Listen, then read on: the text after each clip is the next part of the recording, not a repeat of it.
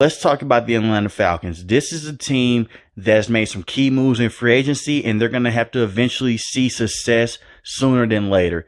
Team that went out there and signed Jesse Bates, one of the best safeties in all of football, the best safety that was in the free agent class, to a deal. He can come in and be that free safety ball hawk that this team desperately needs. And he also went out there and signed Calais Campbell, a good veteran defensive player to have.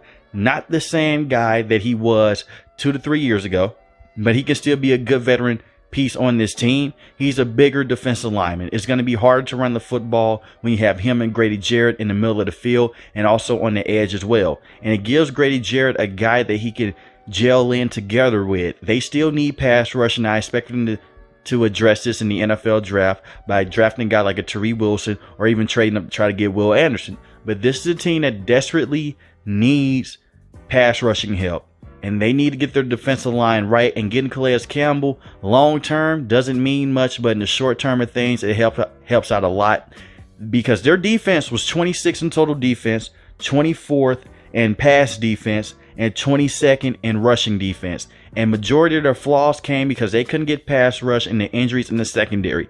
By getting Jesse Bates, that's going to help out a lot.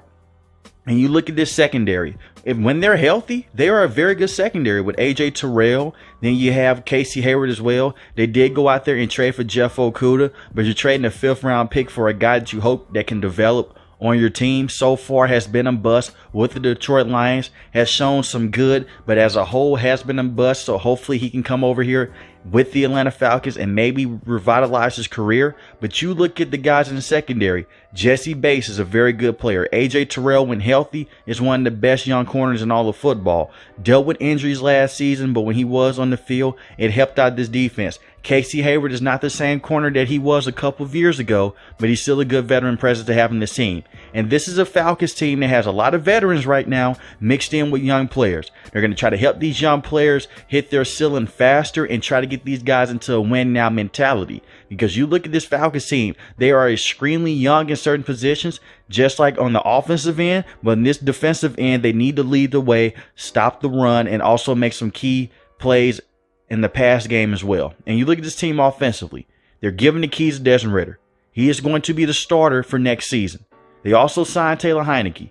If the wheels fall off with Desmond Ridder early in the season, expect them to go to Taylor Heineke. And I love that move for them to go out there in free agency and also sign him. Desmond Ridder only played 4 games last season with this Falcons team, and it was the last 4 games of the season. They did everything right by letting him sit majority of the season, let him go behind Marcus Mariota and figure some things out. He didn't look extremely great in those 4 games, but he did play well. They didn't ask him to do much because they were running the football with Cordell Patterson and Tyler Algier, and Tyler Algier had over 1,000 yards rushing. And he built a good rapport with Drake London. In the Cardinals game, he played extremely good down the stretch. They won the game by a field goal. And the last game of the season, that's when he threw his first 2 touchdown passes of the season against a backups of the Tampa Bay Buccaneers. But he still went out there and showed extreme growth. He has a ways to go, but I believe that he could be a good quarterback for this team moving forward. And if he is not, that's when you bring in the veteran piece in Taylor Heineke. You know what you have in Taylor Heineke. You don't know what you have quite yet in Desmond Ridder. So just give him 3 to 4 games to figure things out. If it just turns out to go extremely terrible, sub in Taylor Heineke. But I'm one of those few people so far that has a lot of faith in Desmond Ridder. Not saying that he's going to be a franchise quarterback, but he can be good enough to get them to a certain spot in the season better than what Marcus Mariota was able to do last season. And you look at the system that he's in. It's a quarterback-friendly system with Arthur Smith. They're going to run the football. They're going to want to work off of play action. This is one of the best rushing teams in all of football last season. They were 3rd in rushing offense, but 31st in pass offense. So the complete opposite. They're one of the worst passing offenses in all of football. And majority of that came down to Kyle Pitts being hurt and the misusage of Kyle Pitts as a whole early last season. Arthur Smith has to do a better job by giving him the football. Had over 1,000 yards receiving his rookie season, but him and Drake London can be a very good, excellent pairing moving forward. And Drake London came on strong as well with 866 yards and 4 touchdowns. Now, I can't sit up here and just tell you that he's out there getting separation. It's a lot of slant patterns are going to him, and they're force-feeding him the ball down the stretch. And that's what Desmond Ridder got into. And it worked out down the stretch, but it's not going to work and be sustainable over time. You get Kyle Pitts in there, mix it in with Drake London, work off of play action, and hopefully Scotty Miller can come in and be that deep threat for you. My biggest concern with Scotty Miller on this team, he's a guy, when he gets a free release, he can beat you deep. But when corners get physical, his speed decreases and you can push him out of bounds. They can press him out of bounds. And I saw that happen a lot against when he was with the Tampa Bay Buccaneers. Put him in the slot. Hopefully he can get the one-on-one coverage and let him beat those safeties deep, while guys like Kyle Pitts and Drake London can eat up space underneath and they can work some things out. We know Kyle Pitts has the big playability, so does Drake London. They just need to gel together. They are still a extremely young team, and that's why having veterans like Cordell Patterson on this team is going to help out a lot. They traded Calvin Ridley to the Jacksonville Jaguars. You could use those picks in this NFL draft to go out there and get extra defensive help or get a receiver in this draft class that can be a very good route runner. I can see that happening for this team, but I love everything that the Falcons have done so far. You're giving Desmond Ridder a chance to just go out there and be the starting quarterback, and if it doesn't work, you can go to Taylor Heineke. And I was beating the table last season. We're saying at the halfway point, we know what Marcus Mariota is. This team is sub 500. Let's just go ahead and put Ridder in there. But they waited to the last 4 games of the season. I believe that's going to benefit Desmond Ridder long term.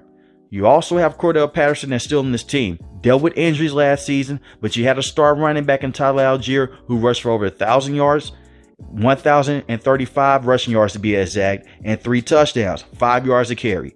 I believe you can do the 1-2 punch there. You can stop giving Cordell Patterson the ball so much as a running back. I believe Tyler Algier can come in and take that role. Still give Cordell Patterson the ball at the backfield, but use him majority as a wide receiver. Let it go back to those ways. You can do some end around plays with him. Just get creative. He's just the best Swiss Army knife player on this team. Can get punt returns for you, kick returns for you, but save some of that juice by not just running him into the ground like how you did a couple of seasons ago. Tyler Algier can be the bell cow back. Let Cordell Patterson go out there, be the matchup nightmare on those linebackers and those safeties, and just get him the football when you need a big play. So they have big play ability players on this team. It's just up to Desmond Ridder and the coaching staff. Can they get these guys the ball in space? And can Desmond Ridder be the quarterback long term? But every move that they've made so far this offseason, I love. The Jeff Okudah move make me scratch my head. It's one of those situations you just throw in a late round pick on a guy. Hopefully he can develop. If not, you just cut your losses. So we will see. But if AJ Terrell can stay healthy and Casey Hayward can stay healthy, and you mix it in with Jesse Bates, this could be a very good, solid defense and something this team desperately needs. But they need to fix that pass rushing department, and Desmond Ridder needs to develop. But I like everything the Falcons have done. So let me know in the comment section below. Can this team be a team that possibly wins this NFC South division? You're not in the hardest division in football. I say this about every team in the division is up for grabs. The Tampa Bay Buccaneers seem like they're in tank mode with Baker Mayfield. The Saints are trying to go all in with Derek Carr. We will see how that works out. And the Carolina Panthers will be getting a new quarterback with the first overall pick. So the Falcons could be middle of the pack, or they could be the shocker team of this division. And they match up very well with the Saints. They match up very well with the Tampa Bay Buccaneers and with the Carolina Panthers. So we're going to see how this team looks long term. If you're new to the channel, hit the subscribe button. If you like the video, hit the like button. Most importantly, we want each and every last one, guys, stay safe, stay positive. Thanks for watching the video, guys. Peace.